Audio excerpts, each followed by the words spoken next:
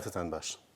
بینەرانی خۆشەویست هاتمەوە خزمەتتان بۆ ئەوەی شرۆڤەیەک لە یەکێک لە هەواڵەکانی ئەوڕۆ بکەین. ماوەیەکە دۆخێکی تایبەت لە تورکیا و بە تایبەتی لە بەشی باکووری کوردستان ساز بووە کە جێی سەرنجی هەموو ڕاگەاندنەکان و بە تایبەتیش کەسایەتی سیاسیەکانە و لە زۆربەی شوێنەکانە باسیەکرێ. لە دوای هەڵبژاردنەکانی پارلەمانی تورکیا دۆخێکی تایبەت ساز بوو و ئەوەی کە زۆر جێگای خۆشحاڵی بوو بۆ خەڵکی باکووری کوردستان ئەوە بوو کە هەدەب بە 13 لە سەدی دەنگەکان چووە پارلەمانی تورکیا و دوای ئەوە گۆڕانکاریهایەک لە مەیدانی سیاسی تورکیا ساز بوو. ئاکامی ئەو دۆخەش گەیشتوتە ئێستا کە سەیریەکەین لە قەندیل و لە بەرزایەکانی باشووری کوردستان لەسەر سنوورەکانی تورکیا و ئێران ئەگەر بە جۆرێک باسی بکەین هێرشەکانی هەواپەیماکانی تورکیا دەستی پێکردووە و زۆربەی خەڵکی سڤیلی باشووری کوردستانیشتی خستۆتە بەر ئامانجەکانی خۆی. بۆیە لەگەڵ میوانمان ماوەی 15 خولەکی بەرنامەی ئاور تایبەتەکەین بە ئەم باسە لەگەڵ کاک بیژەنی قوبادی. کاک بیژەن بەخێر. سپاس بژین. کاک بیژەن دۆخی ئێستای باکووری کوردستان یان کوردستانی باکوور ئێوە چۆنە بینن و هەروەها ئەگەریش چاوێک لە تورکیا بەگشتی بکەین؟ ئەگەر ئێمە مێراوردە بکەین لەگەڵ ئەو دۆخێکی ئێستا کوردستانی باکووری لەگەڵ بەشەکانی تری کوردستان بەداخەوە باکووری کوردستان دۆخێکی زۆر قێراناوی هەیە، ئەویش بە هۆی نوعی باڵباڵێن و چەواشەکاری تا ڕادێک و ئەو باڵباڵێنەی کە لە ناو دەسەڵاتی تورکیا و لە ناو لایەنی ئۆپۆزیسیۆنی جا هەیە بە پێی بەرژەوەندی بڕێک تاقم و لایەنی نێو خۆیان خەریکن بابەتەکە بە شێوازێکی تایبەت ئەگۆزنەوە بەرەو شوێنێکی تر. ئێوە گەچاوی لێ بکەن لەم هەڵبژاردنەی دوایە لایەنە کوردیەکان توانیان دەنگی باش بەدەست بێنن و ئەم دۆخە ئەگەر وا بەرەو پێش بچوایەت ئەیتوانی لە هەڵبژاردنەکانی ترا لە داهاتووە کاریگەرتر بێت و بە شێوازێکی تر کۆمەلگای تورکیا بەگشتی و کۆمەلگای کوردستانی باکوور بە شێوازێکی تایبەت بگۆڕێ. بەڵام ئێمە بینین سەرەڕای ئەو دۆخەی کە پێشاتووە دوو لایەن لە ناو دوو بەرەی جیاوازە لە ئەمڕۆی مەیدانی سیاست لە تورکیا ڕۆڵ ئەگێڕن. یەکیان دەسەڵاتی تورکیە. دەسەڵاتی تورکیا چەندین لایەنە بۆ خۆی، کۆمەڵک لەوانە پیان وایە کە ئەبێت لەگەڵ کوردەکان ڕێکەوتنییانە بێت و بگەنە شوێنێک و ئەو کێشە و قەیرانی چەند ساڵەیە لە تورکیا کۆتایی ببێنن. ئەمانە بە ڕەواڵێکی منتقیە و بە شێوازێکی منتقییانەوەی کێشەکان چارەسەر بکەن. بەڵام لایەنهای لە دەسەڵاتی تورکیا و بەتایبەت لایەن نظامیەکان هەن کە ئەو دۆخیان پێ باش نییە، چۆن کۆمەڵێک بەرژەوەندی ئەوان نەخاتە مەترسیەوە ئەگە بێتەوە کوردستانی باکوور بەرەو سوبات و ئارامش و ئەوانە بچێت و دۆزی کورد لە کوردستانی باکوور بەرەو ئەو شێوازەی کە دنیای ئەمڕۆ ئەیەوێ بە ئەو جۆرە بگۆڕێتەوە بچێتە پێشەوە. لە لای ئۆپۆزیسیۆنی جۆ بەداخەوە هەرە شتە هەیە ئەو چەند لایەنەکە لە ناو دەسەڵاتی تورکیایە لە لایەنە کوردیەکانی جا هەیە. ئیمڕۆ ئەوینین لە ناو ئەو لایەنەی کە ڕۆڵی هەیە لەم کێشانە و لایەنی لە قەزیەکەی ئەمڕۆی ئەو شەڕ و کێشەیە لە کوردستانی باکوور دوو لایەنی جیاواز هەیە. لایەنێکن کە بڕوایان بەوەیە ئەبێ و پرۆسەی ئاشتیە لە کوردستانی باکوور بەرەو پێش چێت و خەریکنکاری وەکەن. بەڵام لایەنی تر کە پەیوەندیان بە لایەنهای دەرەوە هەیە، بە تایبەت ئەو لایەنەی کە جۆری پەیوەندیان لەگەڵ بەشار ئەسەد و دەسەڵاتی سووریای ئەمڕۆ دەسەڵاتی ئێران بە شێوازێکەیە کە ناشاردرێتەوە پێیان باش نییە و پرۆسەی ئاشتی لە کوردستانی تورکیا بەرەو پێش چێت. ئەوەیە ئەو دۆخەی کە ئەمڕۆ کوردستانی باکوور تێکەوتووە و ئێمە هیوادارین بە قۆڵ فارسەکان ئەڵێن ئۆقەلای خۆم بتوان فکرێکی بۆ بکەن و چارەسەرێکی بۆ دۆزنەوە بۆ دەرچوون لەو قەیرانە. ئەوەیە بەداخەوە ئەمڕۆ وەزی تورکیا ئاوایە، هەرچەند ئێمە بینین لە ساڵانی ڕابردووە دەسەڵاتی ژنراڵە ئەرتەشیەکان توانی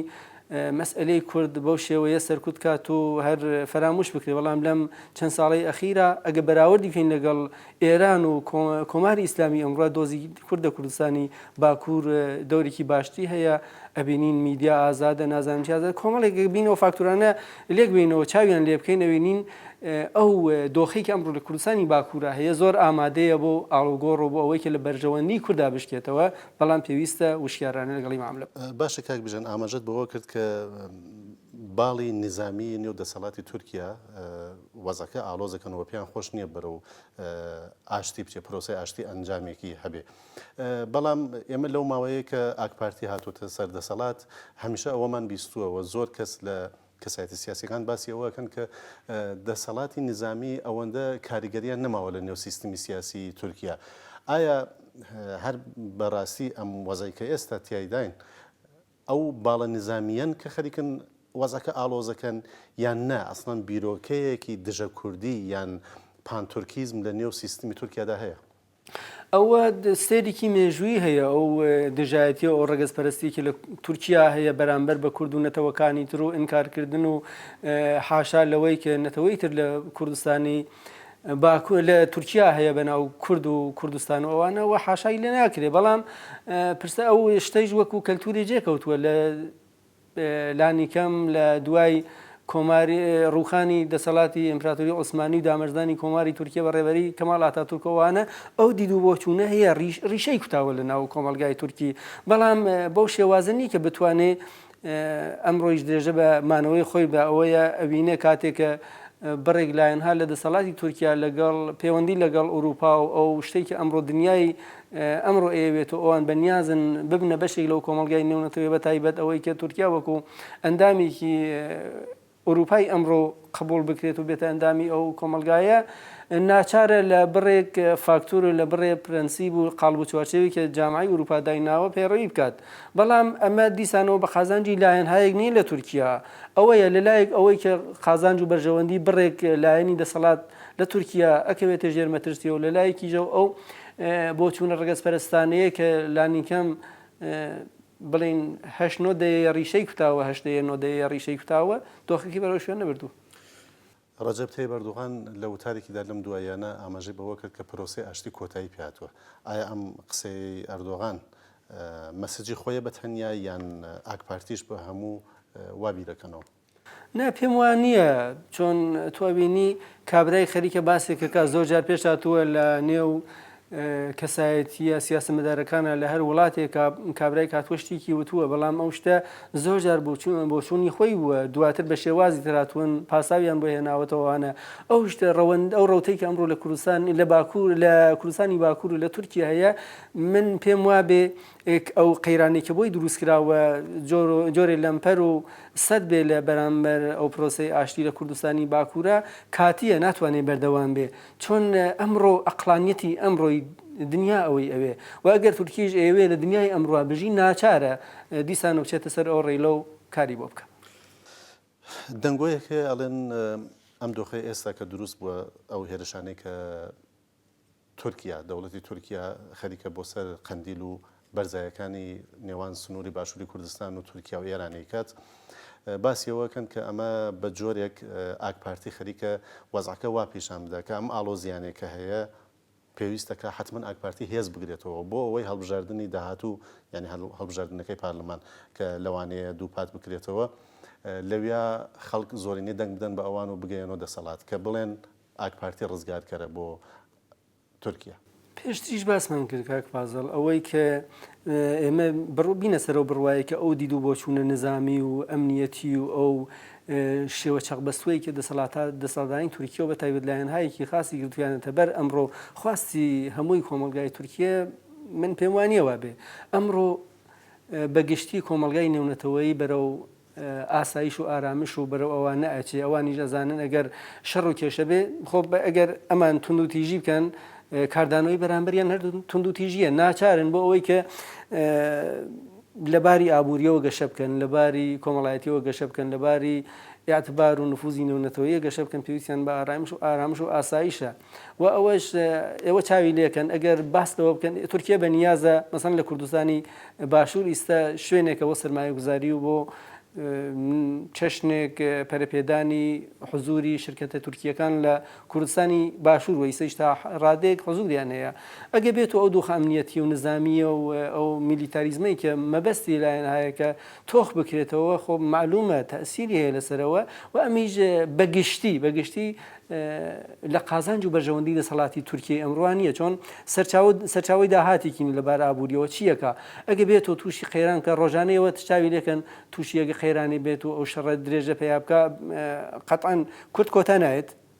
لایەنێک لەویا هەیە وەکو مەسەڵەن پەکەکە باسی کەین حزوری هەیە بمانەوەیانەمێ حزورێکی ئاکتیوی هەیە و ڕۆڵە گێڕێ ئەگەیمە لەسەر ئەو بڕواایە بین کە ئەمان پیان باشە ئەو بەگشتی بەسم بەگشتینەوە لایەنهایکە بەرژەوەندی ئابووری تایبەتیان هەیە لەوەی کە کێشەی ئەمنیەتی سازکەن لەبەر بەرژەوەندی تایبەت و کوردماوەی خۆیان بەگشتی ئەوان بڕواایان لەسەرەوەی نیە چۆن ئەوەیە ئیمڕۆ وتم پێشتر باسمان کرد ئەمڕۆ کۆمەلگای نێونەتەوەی ئەویان لێ قبوڵ ناکە ناچارن ئێوە چاوی لێ بکەن ئەگە 6 ساڵ 7 ساڵ 10 ساڵ لەوە بەر باسی کورد لە تورکیاکرا بە چ شێوازێک بوو ئەمڕۆ چۆنە ئەم ڕەوتە بەرەو پێشوونی هەیە بەڵام بەرەو پاشەوەچوونی بەدڵنیاییەوە نییە. دوو پرسیارەکەم یەکێک بۆ ئەوەی کاتەکەش بگەین پێیا بۆ پرسیارەکان بەڕای ئەوەم کێشانە درێژەی ئەبێت یانە یان بە جۆرێکی تر بڵێن کۆتایی هەیە بەم زوانە و ئایا پرۆسەی ئاشتی کۆتایی پێهاتووە؟ من لەسەرەوە بڕوایم کە پرۆسی ئاشتی لە کوردستانی باکو کۆتایی پێهاتووە چۆن لایەنهایەکەن هێشتا بەهێزن بەقەوەتن و ئەمە وەڵامدانەوەی کە بە کۆمەلگای نێونەتەوەی بە بیرروڕایدا ناوخۆی ناو تورکیا و بەناوچە دروستە ئەم ماوە تورکی ڕۆڵێکی باشی نەگێڕاوە لە پەیوەندی لەگەڵ لە حزوری داعش و ئەو لایەنە ڕادیکاڵ و تێروریستە ئیسلامی کلناوچەکەیە باتەوە جو بەوەی کە جۆرێک سنخیت و هاوپەیمانیان بەیەکەوە هەیە لە شێوازی لە ئیدۆلۆژیک تایبەت هەردووکیان پێڕەوەکەن بەڵام وانییە کە بتوانێت ئەو پرۆسەیە وەک پرۆسی کۆتایی پێهاتوو چاو لێ بکەین چۆن ئەمە ئەگە ئێمە بین ئاوا چاوی لێ بکەین کە ئەم ئەم پرۆسی ئاشتیە کۆتایی پێهاتووە و ئیتر تەواو بۆوانە ئێمە بە پێی چ معیار و پێوەرێگەمانی ئەوشتە باسکەین بە پێی هەموو داتاکان ئەوەیە ئەم قەیرانە کورتماوەیە ناتوانێت درێژەی بێت چۆن لەباری سیاسی و لەباری ئابوووریە و لەباری تەنانەت نظامیە و کێشەیە هەزینەیەکیە خەرجیکەوە لە دنیای ئەمڕۆ باتەوە جو بەو قەیرانە ئابوووریانەی کە هەیە هەر دەسەڵاتی خۆی لەو شەڕ و کێشە بدا بە دڵنیاییەوە زۆر فکرێکی نازڵی هەیە و لە خوارەوەیە و ئاستی بیرکردنەوەی لە خوارەوەیە پێم وانێ دەسەڵاتانی تورکیەش پێیان وابێ ئەو دۆخە درێژە پێیا بکات و ئەو شەڕ و ئاشاوە ئەمە شاید ئێمە ئەگە بین بڵین نەخێر یەک دەفە وەکو ئاویکی من ڕاوەستاوە نە ئەوە چاوەڕوانیکی بێودەیە بەڵام کەمێ بێتەوە من پێم وانییە ئەو کێشانە درێژەی بێ ماوەیە کە هەمیشە وابووە هەر چەند ساڵ و جارێک ئاڵوزیکی نظامی بەرچاو پێشاتووە پاش ماوەیە دیسانەوە ئارامەوە بووە ئەو کەف و سەرچوونەی دامرکاوە و توانیوە بەرەو ئاخارێکی تر بچێەوە ئەو شتێکی ئەمڕۆ کۆمەڵگای تورکیای تایە حزب و لایەنی سیاسی بەناو ناسنامەی کوردی خۆیەوە دێتە مەیدان و خەریکی چالاکی سیاسی ئەمە لەو دەستکەوتانن و دەسەڵاتدانی تورکیای باش لەو دۆخە تێگەیشتون من پێم وایە نەخێر پرۆسی ئاشتی کۆتایی پێ ناتووە شاید لایەنهایی کە وتم بەرژەوەندی تایبەتیان هەیە گەرەکیان ئەو شتە زەقە بکەن و گەورەی بکەنەوە ئاگرامیسان بکەنە سەری بۆ ئەوەی جۆرێ دۆخەکە بشێن بەڵام نە من لەسەرەوە بڕواایانی درێژە بکێشێت و پرۆسی ئاشتی تەواو بێت و ئەو شەڕ و کێشی جار وا بەردەوام بێ ناتوان هێزێک هەیە کە سیانزە لەسەری دەنگەکانی تورکیای بەدەستێنە بۆ خۆی کەویش هادەب بوو لەسەرەتەوە ئاماژەمان پێکرد هەست ناکەی بە جۆرێک خەریکە لەم نێوانەدا قوربانیە بێ لە نێوان ململانەی ئۆپۆزیسیۆن و دەوڵەتی تورکیا بڵێن یان لە نێوان پاکەکە و ئاکپارتیدا ینی ئێستا خەریکە باسی ئەوە کرێت کە بڕێک لە هێزەکان داوایەکەن وەکو مەهاپە و جەهەپە باسی ئەوەکەن کە وەکو غەیرە قانونی ڕابگەیەندرێ و ئەو بەو شێوەیە نەتوان لە پارلماندا بوونیان هەبێ یەکی لەو شتانەیەکی لە کۆمەلگای تورکیا هەیە ئێمە خۆمان بە درێژایی ئەم چەند ساڵەی ئەخیر شایەدی بوون ئەوەیە لە تورکیا زوو ناوەکان ئەگۆڕێ ئەوە ئەمڕۆ بەم ناوەوە دایان خست تاعتیلیان کرد سبەینە بە ناوی ترۆ دێتە دەرەوە ئەمە شتێ نییە بتوانی مانۆڕی لەسەر بەیەوەوانە چۆن کۆمەلگای تورکیا ئەمڕۆ گەیشتوتە واستە لە وشیاری سیاسی چ ئەو بەشە تورکەکەی چ لایەنە کوردیەکەی لە زۆر شوێنە ئەو شتانە تێکەڵاو بوون ناتوانانی تۆ گیان کەیتەوە بۆیە ئەوە هات و لایەنهای ڕادیکاڵی شاتن بەنیازی ئەوەی کە نەخێر چۆن ئەم لایەنە کوردیە پەیوەندی لەگەڵ پەکەکە وەک جەریانی کەوشتی خۆیان باسەکەن ئەڵێن تەوریستە پەیوەندی لەگەڵ تەروریستەکانەوە ئەوانە لەمپەر و ئەوانە بخەنە سەر ڕێ بەڵام ناتوانێەوە ئەوە بۆ چوونێکی زاڵ نییە لەسەر پێم وابێ دەسەڵاتی تورکیا دوایین پرسیارمان هەرچەند لە کاتەکەش لاماندا بەڵام وابزانم زۆر پێویستە خۆشتان وابزانم زۆر بە جوانی بینیوتانە ئەلبەت هەرچەند ناتوانم وشەی جوانیشی بۆ بەکاربێنم بەڵام جۆرێک لە ئاڵۆزێک لە نێوان میدیاکاندا خەریکی نەیبینین شێوازی ڕاگەیاندنی ئەم دۆخەی ئێستای کوردستان بەگشتی ئێوە ڕاتان چیە لەسەر ئەم وەزە؟ بەداخەوە من وەک ڕخنەیەکی گشتی لە بزوتنەوەی کوردی لە میدیای کوردی باسی کەم ئەویژەوەیە ئێمە هەمیشە لە ململانەی نێوان دوژمنانی دەور و بەرمان داگیرکەرانی کوردستانە ئێمە دابەشەوین بەسەر چەند لایەنەوە بۆ چوون بیرکردنەوە کە ئێمە دوێنێ لە بازاری شاری سلێمانی بەداخەوەمان بینی کۆمەڵێک هاتوون بەنەر و لۆگۆ دروشمێکی تایبەتەوە پۆسترێکی تایبەتەوە شعارێکی دیاریکراوە دەن من پێم وابێ کۆمەلگای ئەمڕۆ گەیشتوێتەوە ئاستەی تر لەگەڵ دروشمی مردەباد و بمرێ و ئەوانە بێ فاسڵە بگرێ ئێوە چاوی لێکەن کاکە زۆر جار وتویان ئەوە دیکتاتورە مرد بەمبەرگی دیکتاتورەکە فەرهەنگی دیکتاتورسازی کۆتایی پێهاتووە نه مردن ناتوانێ وشەیەکی باش بێ بەداخەوە لەم کێشانەیژا میدیای کوردی دابەش بوو بەسەر چەند لایەنە هایەکەن جۆرێ ئەیانەوێ ئەو شتەی ئەو تاوانەی تورکیە مەسەڵەن لە ئەوەی بۆمبارانی قەندیلەوانە زۆر گەورەتر بکەنەوە لایەن هایەکی ئەیانەوێ بچووکتری بکەنەوە من پێم وابێ ئەمە یان لەو بەری بانەکە داکەوتنە یان لەم بەری ئەبێ ئەو شتەی کە وەک ڕاستی تۆ بەپێ نه بەداخەوە وایە زۆر جار بەرژەوەندی تاقم و گروپ و لایەنێکی تایبەت لە نێو حزبێکی بەرجەستەوە گەورە بێتەوە لایەنی ئێوە چاوی لێکەن لێدانی مەسەڵەن بۆری نەوتی کوردستان لە تورکیە لە قازانجی کایە ئەگەر سبەی کوردستانی باشوور داهاتی نەبێ لە ڕێ ئەو داهاتەوە موچەی خەڵک موچەی فەرمانبەران و ئەوانە دابین کات و نەوعی ژیان و بژیوی ڕۆژانەی خەڵکێتە بەرەو چه ئاڵۆزی و چ قەیرانی لێرا دروستە بێ ئەمە قازانجی کییە ئێمە بەرژەوەندی نەتەوەیمانەوێ ئایا ئەمە لە خزمەت بەرژەوەندی نەتەوەی ئایا کاکەگیان من ئەمەوێ لەگەڵ دەسەڵاتی تورکیا کێشەم هەیە ئەمەوێ بیان مەپای مێزی مزارکە ئەمەوێ گوشار خمەسەری با من ئەو شەڕ و کێشانم بن قوڵایی خاکی کوردستانی باکوور بۆ لەگەڵ مەسەڵەن بناری قەندیلا من ئەو کێشەمە بێ بەداخەوتم زۆرتر بەرژەوەندی حزبی و تاقم و بڵین